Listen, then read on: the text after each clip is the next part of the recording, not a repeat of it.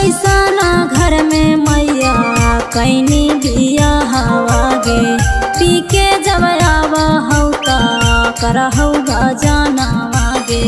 करहौ गजनावा कैसना घर में मैया कैनी बिया हवा गे पी के जब आवा हौ ता मरहौ दो गलावा गे हम नहीं जानलियै ऐसन मिलतै दूल्हा गे हम नहीं जानलियै ऐसन मिलतै दूल्हा गे करती ना 16 गो सोमारी गे भाले रह जाईती कुमारी गे करती ना 16 गो सोमारी गे भाले रह जाईती कुमारी गे भाले रह जाईती कुमारी गे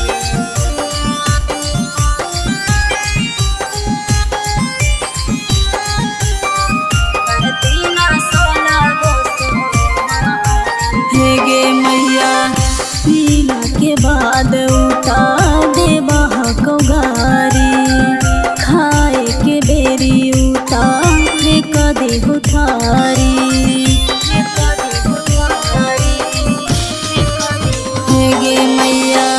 पीला के बाद उतार देबा हको गारी खाए के बेरी उतार फेंक देहु थारी छतिया पर लतिया रखा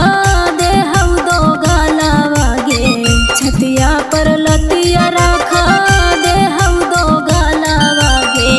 मारा हौ फारी फारी साड़ी गे भाले रह जाईती कुमारी गे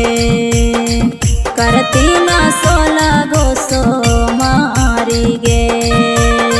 भाले रह जाईती कुमारी गे भाले रह जाईती कुमारी गे। म्यूजिक डायरेक्टर टुनटुन बाबू सल्हा। करती ना 16 गो आरती के उहो नहीं माना हको बात गे कोठिया तर झोटिया धर के दे हको चाप गे हे गे मैया आरती के उहो नहीं माना हको बात गे कोठिया तर झोटिया धर के दे हको चाप गे लेके बेला न मरो